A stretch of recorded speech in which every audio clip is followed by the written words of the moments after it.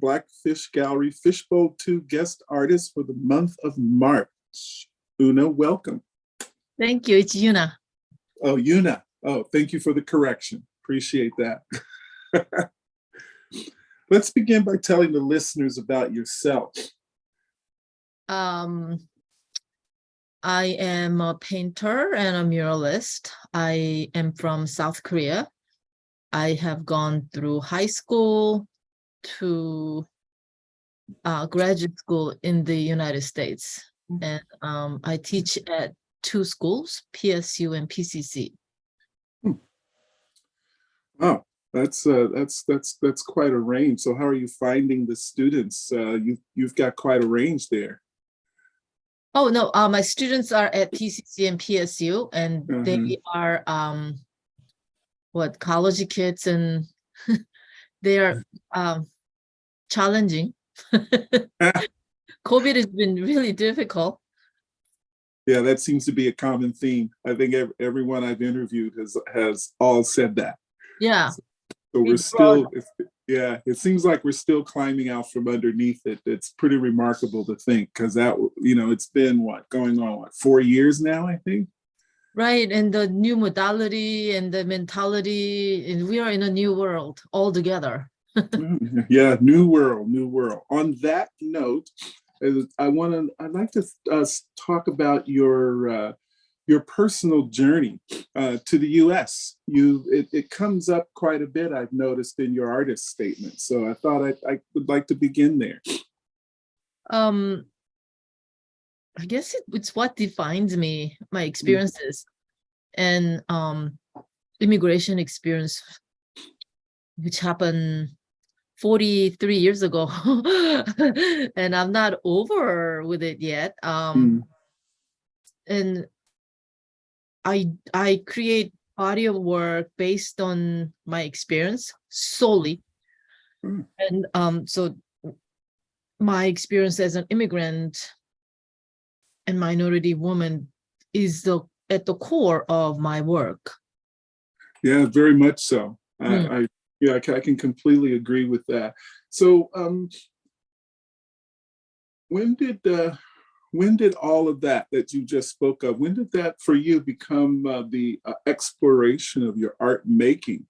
I didn't really know the face to it or identify what I wanted to do until much well into my career. And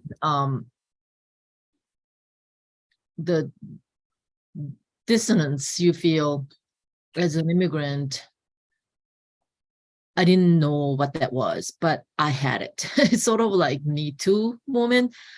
When it first flared up, I thought I had no stories. But then I heard other women's and I go, oh my goodness, I have thousands of those. And similarly, I pushed it away. There was no name for racism that at my end, but you kept collecting these images and experiences, and they get bottled up or they need to go somewhere, and they, these experiences shape who you are. So along the way, I have jumped into that by paying attention to it. Has made me a better teacher because I'm now a better listener. And I identify what students are going through with what I've gone through. So, that makes me a better person, empathetic person, teacher. And I'm a mother of 3 grown adults, and that also shapes me because constantly trying to do right by my children. That goes for students as well. And these big hats that I wear filter into who I am and what my work is about. And as recent as on Saturday, there was an artist panel, and it came up what gives you energy to do your work about. And my answer was trying to do right by. And in that, I do think there is a social role an artist should play. Yeah. So along the way, somewhere in my mid-career, I wanted to do, I did not want to do certain type of work anymore. If they become decorative, I did not want to do it. If they, under any circumstance, if they were coming from sidelines, I did not want to do it. I wanted to regurgitate what was in my innards out in my work. So so in that, I have been told that they are powerful, they're strong. And now that I'm an older person, what I particularly enjoy is clarity that comes with the whole aging process. Another question they asked me was, what are you trying to do? On a daily basis, I don't know. However, largely trying to get to the core of my concerns and largely trying to cut white noise, cut through bullshit to get down to the core of. So one thing that happened was I returned to working with ink on paper. I feel pressure by having so many canvases physically, just physically. So now I work on paper, what I can stack up. And I enjoy that much. And returning to ink on rice paper is also returning to the very root where my art training began. I did calligraphy as a kid in Korea, and I continue that. I am in calligraphy class right now. That is the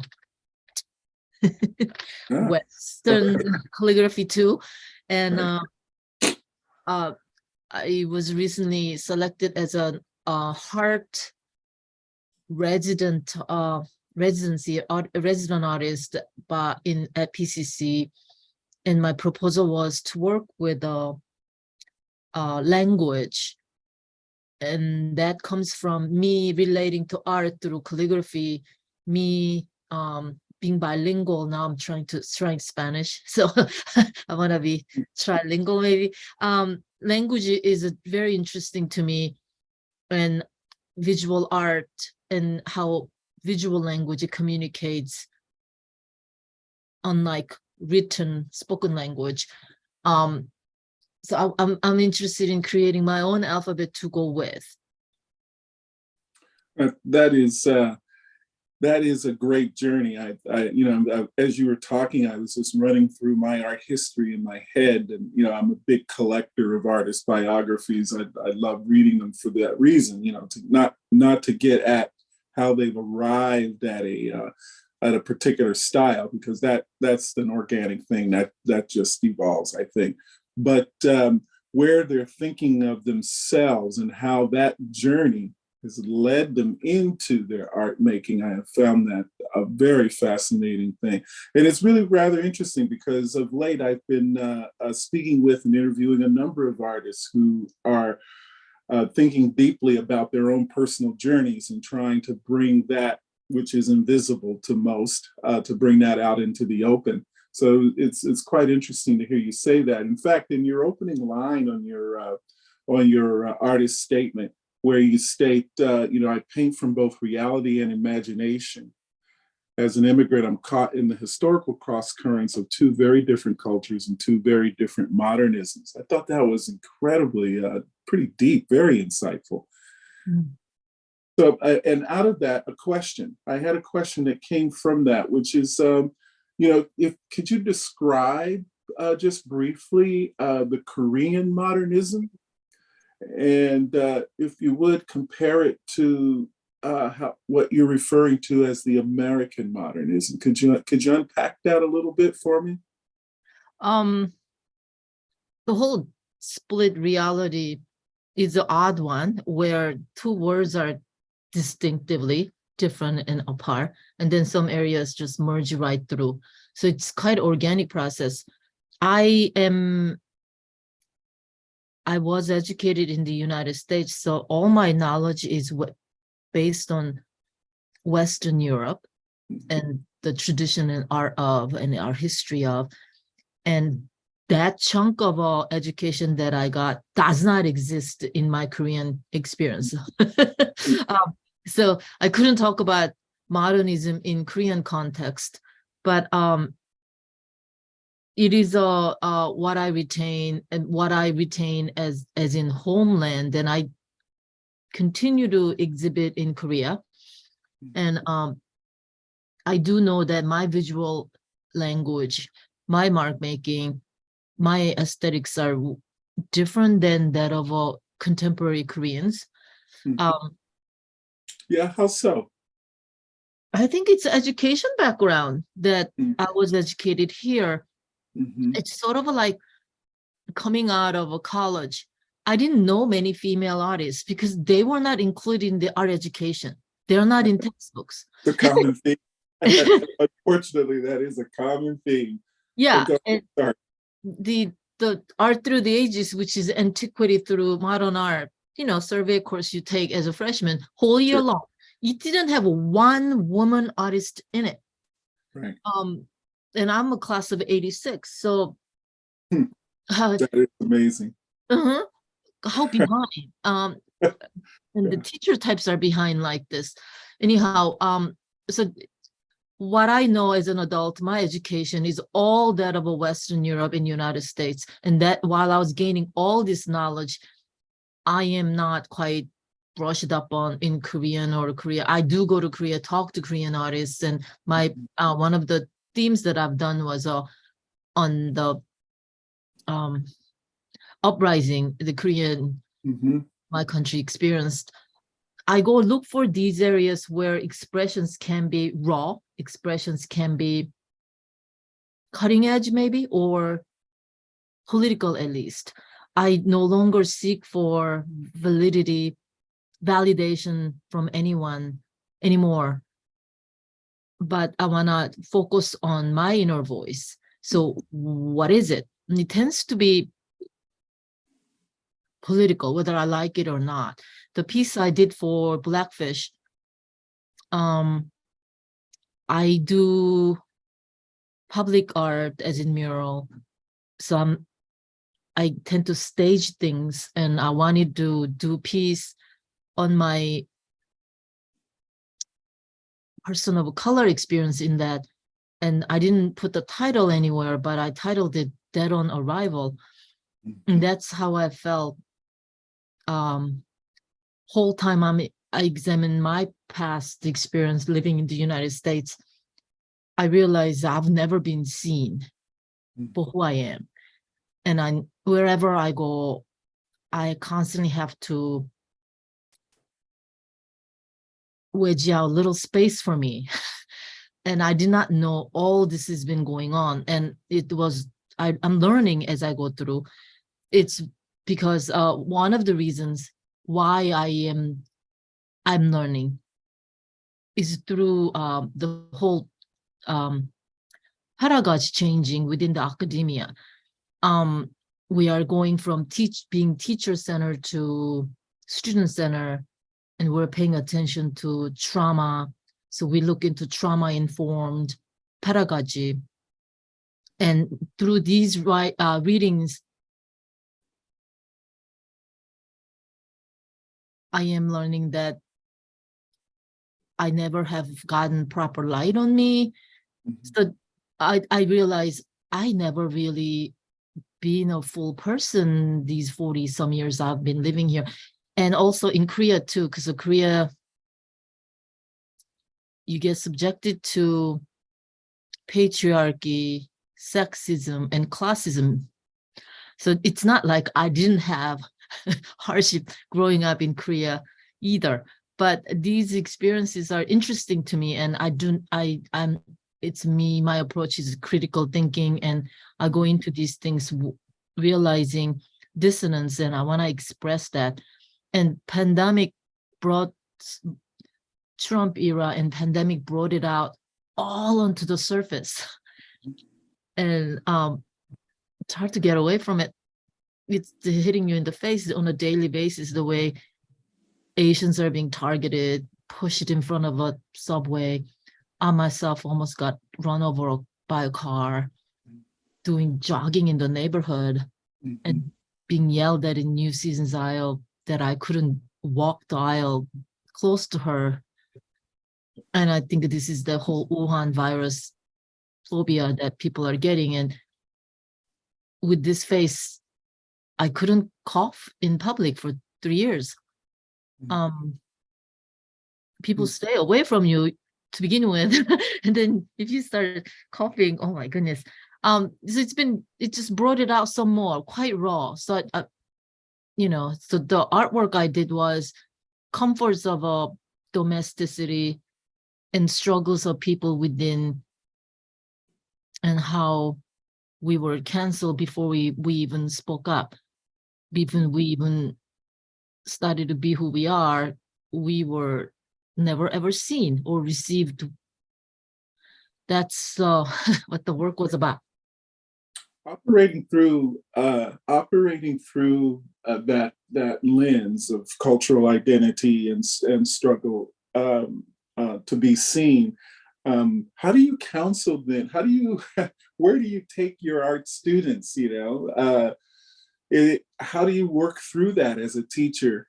It's easy to fall back on the Eurocentric focus.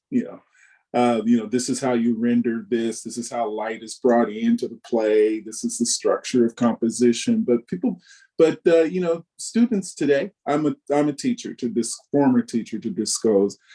Students today want to say more. They want to say more about themselves. What guidance do you give? How do you bring your personal view to that instruction? One dilemma I've experienced, was while my ideas are out there and progressive,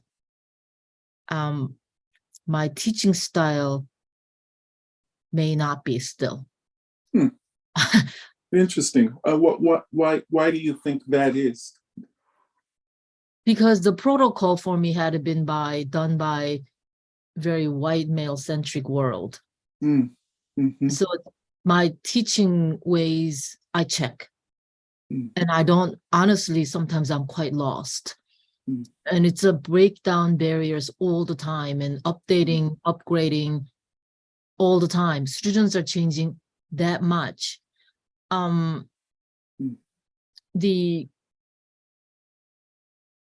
It's been a challenge where my students and I also live in two different worlds where they don't know how to put the phones away, many of them. Yes, I'm sorry, I didn't mean to laugh, but that is like, wow. Yeah. That's a challenge. The job is not to tell them to put the phone away, but I have an addiction to my smartphone as well, and it's really bad. Yeah. Fascinating. That is fascinating. I'm old enough. I remember when cell phones to the populace, first showed up, and in a school that I happened to be an administrator in at the time, it was a high school, and practically every teacher suddenly started putting signs on their doors saying that cell phones are excluded. Right? Can't bring them in here. And then what I noticed, I noticed over the years, it didn't take very long. I noticed over the time, though, that those signs slowly went away as the potential of the device became more apparent to the instructor. And the really fleet of foot instructors found a way to leverage that. Albeit the software available and the things you could do were pretty limited, but they found a way, to leverage that fast student fascination with those phones and make it a more useful learning experience. Has that been the case, for you? You think? Have you kind of evolved with that, or you still have thoughts about technology and its place in art making? I do worry about the new generation, younger generation. I have 30-year-old and I have twin daughters, 20-year-old. And I know their addiction to their phones. These are, my son is an ER doctor, but he looks forward to go home and have a downtime. And that means gaming. That's interesting. I know a lot. I do know a lot of kids like that. Yes, I do. Yeah, it's a young professional ER doctor who had saved so many lives through COVID in New York. Remember when we were losing thousands? Oh, yes. I know. It was a subject. It's been a subject of my work, actually, as well. It's a frightening thing. It's a huge source of pride. However, he looks forward to playing games on his computer. Sure. Who's to deny him? Who's to say no? I get your point taken. Right? Decompress. Then my 20-year-old, after high school, my kids, I don't mean to brag. Yes, I am bragging. They were Victorians. And when she was done with high school, whole summer she played the game. And I let her. Mm-hmm. You let her. I saw it as a sign of Nirvana. K through 12. That must have been really difficult. So I let you have your down months, right? And then I worried as she was taking off for college, what, you're gonna take your big computer with you? And she luckily decided not to take it with her, the gaming computer, and sell it here. But I worry about raising my first born. Was interesting because of the gaming. Sure. Yeah, I'm like, whoa, I don't want to repeat that again. Anyway, so I experienced firsthand as a mother of kids who with these digital gadgets, that it was very difficult. And I think I am continuing to experience that challenge in classrooms where my job is not to tell them to to put their phones away. But I'm having to say that several times a class. So I'm thinking next time I'll just ask them to put them away completely and see how that goes. Yes, we'll have to talk about that. It's hard because they look up stuff. I started on artists and they have to look them up. So there you go. That's a resource. So what are you gonna do? However, oh my goodness. And then I'm Zoom teaching, so it's more confusing. Well, just to share, the last 8 to 10 years of my other work, as a school administrator, my office became the repository of cell phones. The teachers would march down with this collection, and they would have me, insist that I hold on to them. The students had to come to me, and they were there quickly, boy. As soon as that lunch bell rang, or whenever that break opportunity was, they didn't go straight to class. They came straight to my office and reclaimed that phone. Yeah, it's been quite a thing. One of those unintended consequences. On that note, regarding your art, that's great. Regarding your art, on that one of the things I'm curious about is scale. Your thoughts are huge. I mean, they are. And by the way, thank you on behalf of our audience too for sharing those thoughts. That was very brave. Thank you very much. But your thoughts are huge, but yet your scale is rather intimate. Can you help me with that? I am restricted by the physical space. I do not have anymore. I see. The studio space, and here I am, quarter of what I used to have. I used to have 1,000 square foot. I don't know if I have 300 here. So, and then I no longer work on large panels or stretch canvas. I work on paper, 22 by 30. They're comfortable size to me. And the rice paper behind me right here, I'm going to have a show at PCC next year, solo show, and I'm spinning my noodles as to how it's gonna look. So I'm going to be doing these panels. They are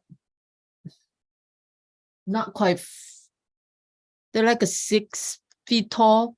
Yeah, it appears that way. Yeah. Yeah, and I'm gonna be having multiples of these.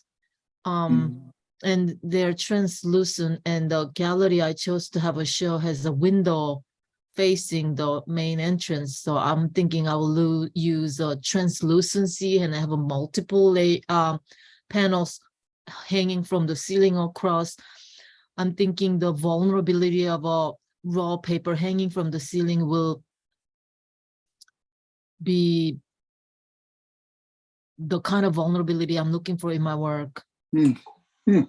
And the ink marks, large, the brush strokes give me mark making that I am quite happy with.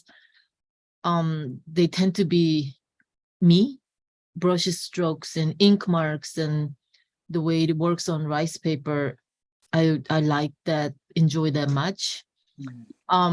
So I'm thinking that, and collage, I've been a collage artist, and in that I'm trying to incorporate text.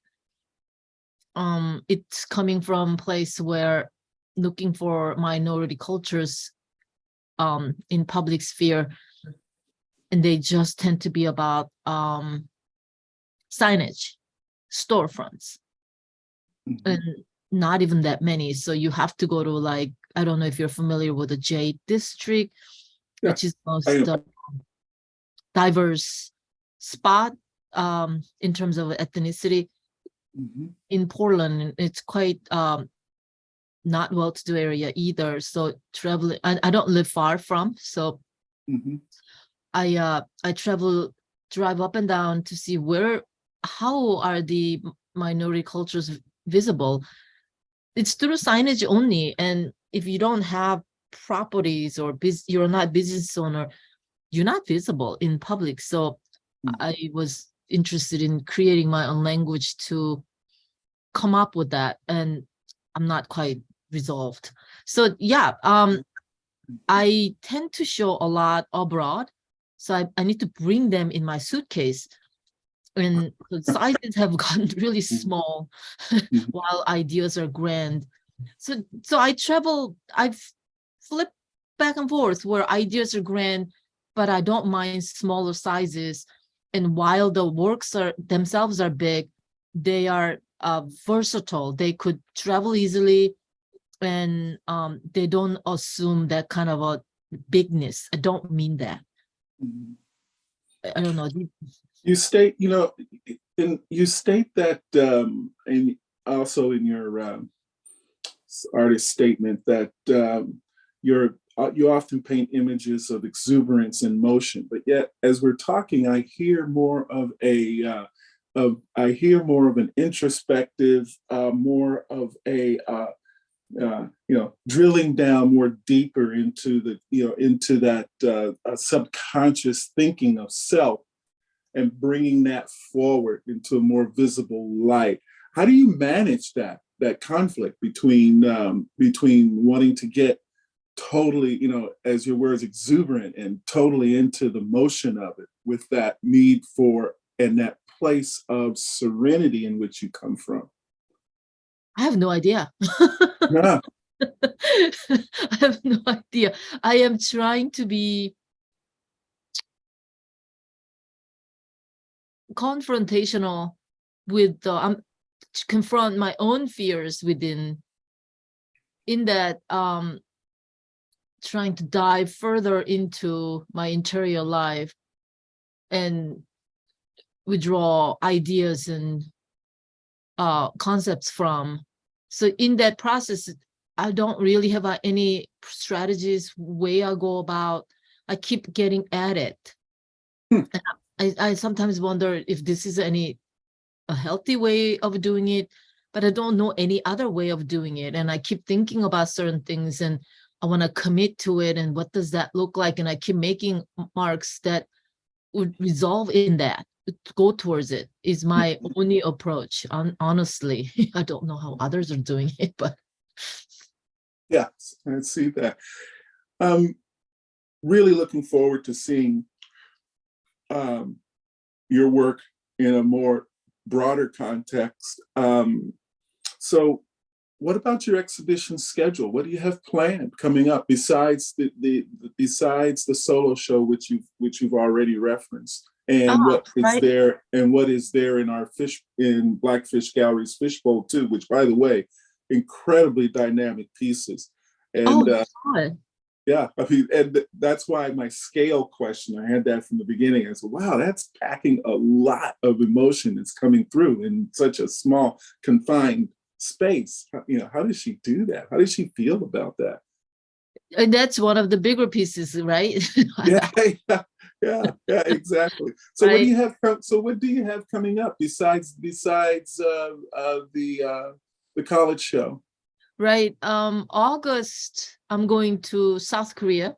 Oh, nice. And it's a museum exhibition. It's a place called Gwangju where there was an uprising, and I did a piece on it, and it was a commission, and it's now lives there at the museum. And this is extension of that. And I'm thinking I will do more work on the voiceless who got murdered, massacre at the uprising.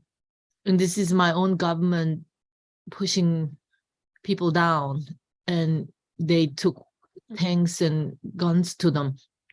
So I did piece like that, and I have a whole series devoted to the uprising. But I wonder if my exhibition will be more about that. I have to talk with the director.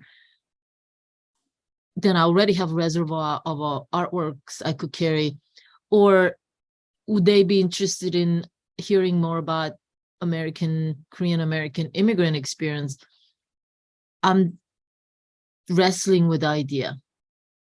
Do they talk to you about it? I mean, when you bring your work back into your home environment, do you have to deal with that? Does that conversation come up? Well, you know, you're now speaking from an American voice. It's not an authentic Korean voice. Has that ever been the case, or is it? I don't know. Since it's Gwangju, do they want to know more about their cause from my point of view, which was the reason why the commission was done in the first place? And what do you think about what happened to us in 1980? So I did a piece, and I wonder they would be more interested in learning more about it from me, or do they want to know what Korean Americans are going through, as in me? I will open this conversation with the director and see where it goes. Fascinating. Well, for disclosure, I'm an African American artist, a male at that, and everything that you've talked about today, I most certainly relate to that. So again, thank you for sharing that. That was really important, and it was also very uplifting for me to hear. Very much. Yeah, very I wonder much. how I get to meet you. Well, that's actually not that difficult. As I said, stop in at Blackfish Gallery at any time, or you can just simply go online, eddiereedart.com. I mean, I will do that right after. Yeah, the whole story is there. That's for sure. I'm not being coy about being not visible. It's just that this is about you, and I try to keep the interviews about the artists whom I'm interviewing on behalf of the gallery, as opposed to how it could easily slip into a conversation about me, which is where I don't want to take it. So forgive me on that, but it has intention. It is extremely important to me that I look at, say, the museum, Portland Art Museum, and I look at the same old collections, like all other faculty members will bring their classes, but I want to make my visit to the museum at least be paying attention to minority artists within. Mhm. Right now, there's Oscar Howe, and that is a trend within the institutions where they are paying attention to minority groups, and they had a huge show on BLM and Native Americans, and the Oscar Howe, that's a Native American upstairs, is a huge exhibition as well. And Yeah, I would, I've seen it. I've seen yeah, it. Yeah. yeah, And and I wanna look at them, and even if it's same old European paintings with the Jesus, I wanna look at them from a POC, but BIPOC's point of view, and I want to bring that up to the students, and I think that's important for me to do it. And if you go there with another instructor, you may not see it, but I want to look at some of these things from another angle, and I want to teach that. So Mhm. I thought the statements were incredibly powerful in that show. That anchored it for me. I'm one of those odd ducks that begins with the artist's words and then go on a search for that thinking within the work.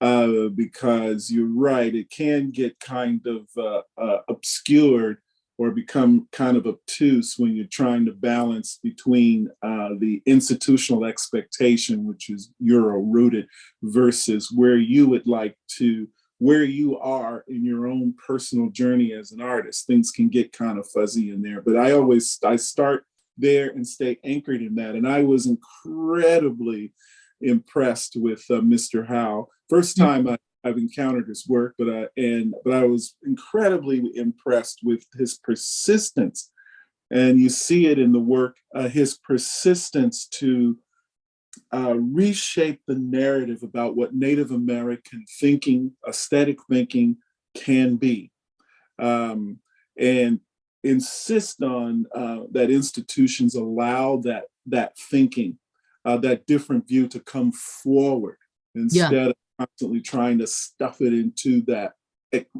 what is now that more acceptable dogma narrative about what Native art is and all. What do you think about that? What was I read that letter and I cried. Do you remember the letter he wrote? Oh, absolutely. Yeah. No question about it. Yeah, that was wow. I stood there and actually read it 4 times, I'll confess, because it was so wow. It was so moving. Right. And so straight from the heart. Right. And poignant and down to point. I want to be like that. Yes. Yeah, exactly. That's what I said too when I walked away. Right. And in the native wing, if you go upstairs, you get to see Isaka Samsudin's work and R.V. Smith, and there is Rick Bartow. You know what I'm saying? And I do not skip those floors because that's where minority artists are. Okay. Good tip. I've been here and living in Portland now going on 3 years. So I'm just, my work and often carries me outside of the state and in other places around. But I've started to go and look at what the Portland Art Museum is now doing. I mean, it's more than just a graphic shift. Oh, here we go. Here's an artist. Let's put him up there. Oh yeah, artist of color, great. But no, I detect a thoughtfulness in that shift, where they are looking at or considering in their conversations, I'm giving credit, the narratives that the selecting group is trying to bring forward, the narratives around difference, the narratives around whose art voice is to be valued, how they have contributed, how the institution may have contributed to a negative direction around that, and how they can bring that back more, towards an inclusive direction around that. What do you think? You think that's a hopeless journey on my part, or or an insight? No. I think it's a great insight. And I appreciate you telling me that because I need to get out more too. Yeah, yeah, that's the Northwest thing, by the way. You probably figured that out already. The weather, the atmosphere kind of pushes us inward for sure. It really pushes us inward physically. I mean, before you know it, it's July. We haven't even stepped outside yet. So. Right, right. Remember last June it rained and rained. Yes. Oh yes. Indeed. Yeah, next thing I know, I'm celebrating Halloween. How'd that happen? You know? I Indeed. have one question. The when I did the installation, the light was not working. Is it working now? It should be, yes, it Okay. is. I walked by the. We're talking the fishbowl, correct? Yeah, Correct. I walked by just was it 3 days ago, Oh, and it looked balanced. Then everything was good. thank Didn't you. didn't notice it out of place. Would love to get you to the next step with, as an aside. I'd love to get you to the next step where Blackfish is concerned. Your voice, I feel personally that your voice would be very welcome and right on time with where the gallery itself is going. And so worth taking a look at. I'd like to encourage you to take a look. Well, that brings us to the end of the interview. Again, thank you. Thank you for your insights. Thank you for your courage. And thank you for your art. Ms. Kim, appreciate it. Thank you, Mr. Reed.